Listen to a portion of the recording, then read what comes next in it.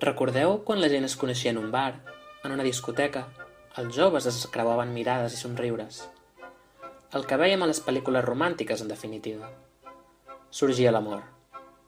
Venia el casament, després el nen, després la casa. Amb el naixement d'internet van aparèixer els xats, les cites online i la gent s'enamorava de persones llunyanes. Sorgien històries precioses, però també desil·lusions. Naixia una nova manera de trobar parella.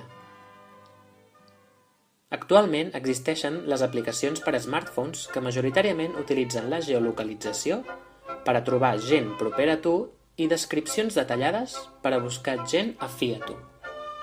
I avui en dia tenim una llista interminable, cadascuna amb la seva especialitat. Zusk, Mythic, Darling, Grindr, Scruff, Planet Romeo, Happen, Adopta un Tío, Flirty, Thrinder, Bender, Brenda, Badoo, Lubu, Tinder... El cert és que han canviat les relacions humanes. I de quina manera? Representen el 30% d'ingressos de l'App Store. Tot i així, els bars segueixen emplenant i l'amor segueix estant a les nostres vides. Ara bé, d'una manera ben diferent.